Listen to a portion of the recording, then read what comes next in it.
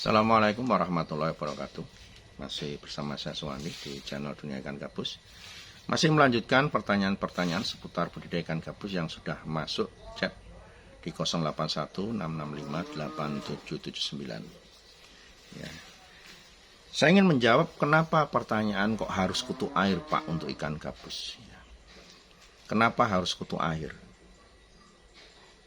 Jadi begini, sedikit saya cerita ya. Sedikit saya cerita tentang keadaan yang ada di sekitar kita. Saya hobinya cari ikan, kadang sampai ke selokan-selokan, kadang sampai ke sungai-sungai. Dan hobi saya dari kecil memang cari ikan. Bahkan waktu saya sekolah dulu pun, waktu SD, itu saya berangkat ke sekolah. Ya. Berangkat ke sekolah itu dari tempat saya, kan saya ikut nenek dari tempat sekolah itu sampai, dari rumah sampai ke tempat sekolah itu, harusnya memang bisa melewati jalan kampung ya, jalan desa gitu.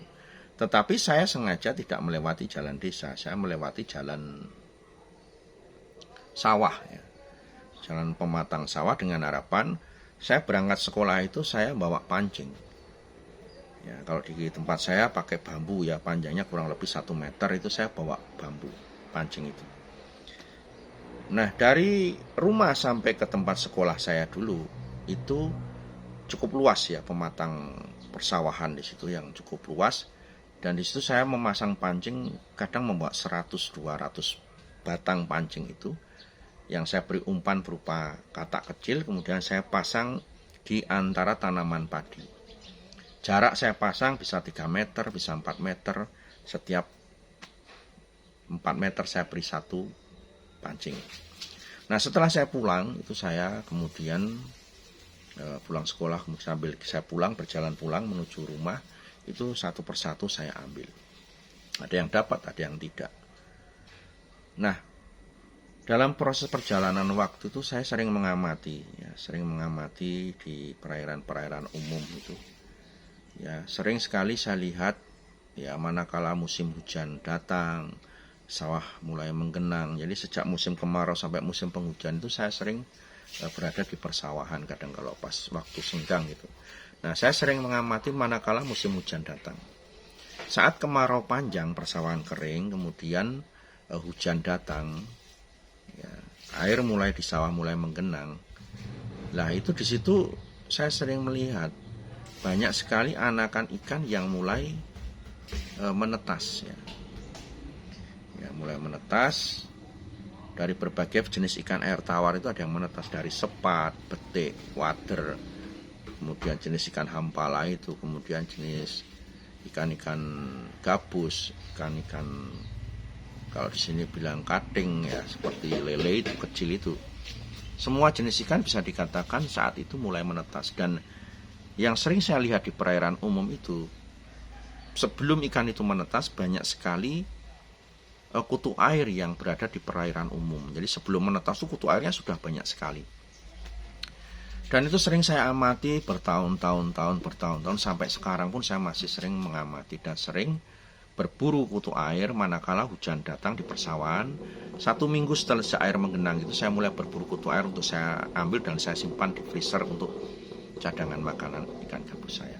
Karena kan kita nggak perlu buat, tapi kita ngambil sebanyak-banyaknya, di alam banyak. Nah, itu saya lakukan rutin ya, sering saya lakukan rutin ya. Setiap hujan datang mesti saya sering banyak ke persawahan. Nah, itulah ilmu sebuah pembelajaran bahwa ya, alam ini sudah memberikan, Tuhan sudah menciptakan makanan sebelum anakan ikan itu semuanya menetas. Ya. Jadi sebelum ikan-ikan itu menetas, Tuhan sudah memberikan makanan, menciptakan makanan berupa kutu air itu di alam yang tanpa batas banyaknya itu. Dipersiapkan untuk larva ikan apapun yang menetas. Ya. Setelah 1 minggu biasanya larva itu sudah mulai agak besar, kutu airnya sudah habis di perairan umum. Nah, itulah ilmu yang saya ambil, kemudian saya terapkan untuk ikan gabus. Karena pada saat hujan datang, kemudian kutu airnya banyak, ikan bedik menetas, gabus menetas. Kemudian kan gabus di perairan banyak yang menetas dan semuanya hidup. Ya, dari sekian gerombol itu semuanya sampai umur 1 bulan saya lihat tuh banyak sekali itu hidup.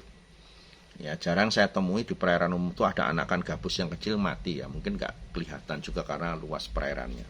Tetapi lebih banyak hidupnya kalau saya lihat itu. Nah, inilah sebuah pembelajaran bahwa ya kalau kita mau budidayakan gabus, ya sudahlah ikuti. Ya, Allah yang Tuhan berikan kepada kita sebuah ilmu yang harus kita ikuti.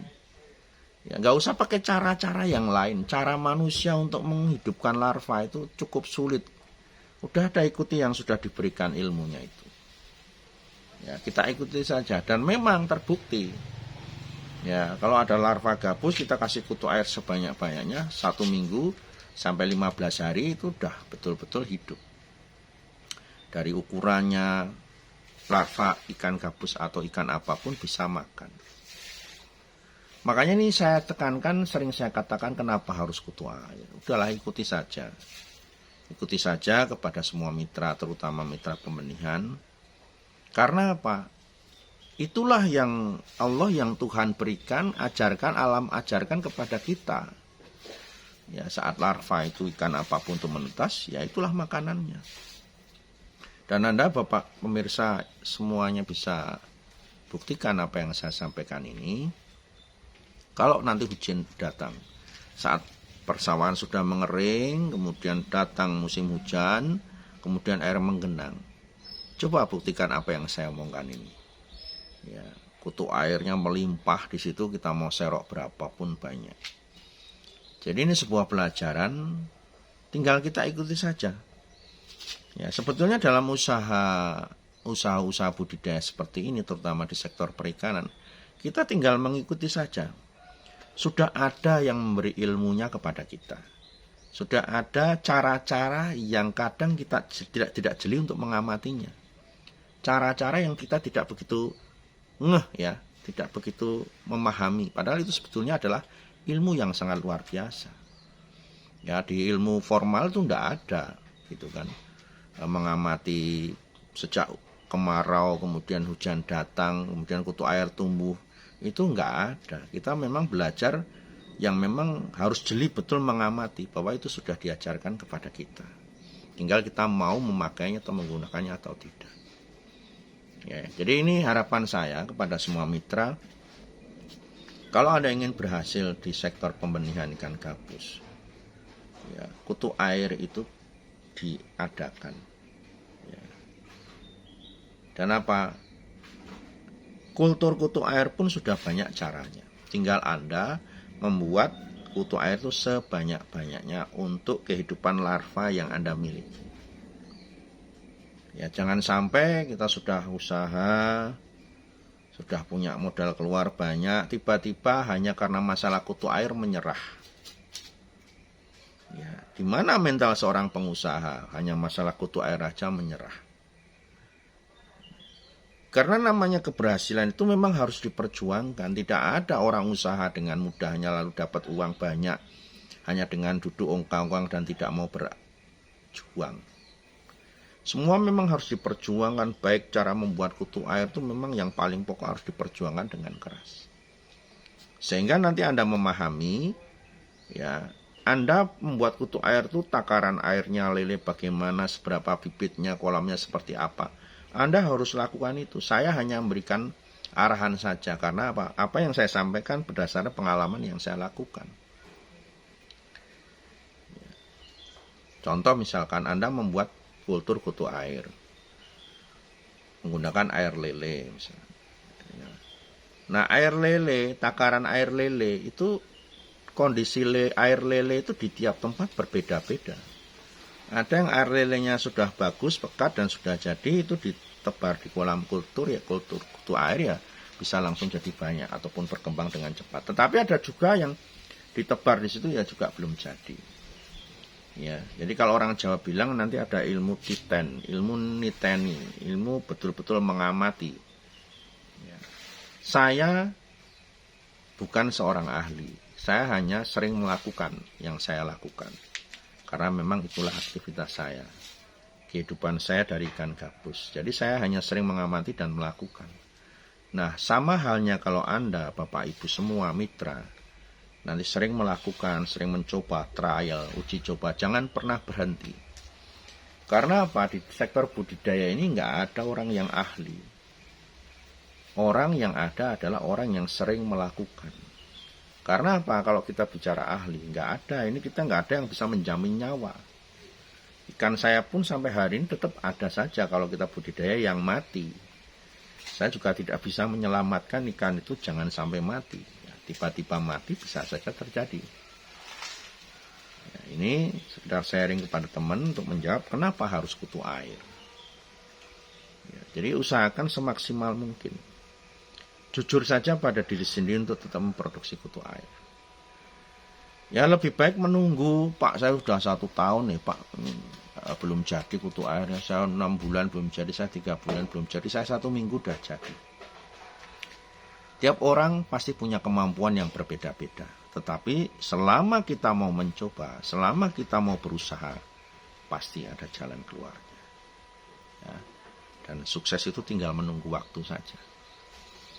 Ya, tidak ada perjuangan kita yang sia-sia dalam membangun sebuah usaha. Pasti ada jalan keluar. Ya, sukses untuk teman semuanya. Tetap ikuti channel Dunia Ikan Gabus. Ya, Assalamualaikum warahmatullahi wabarakatuh.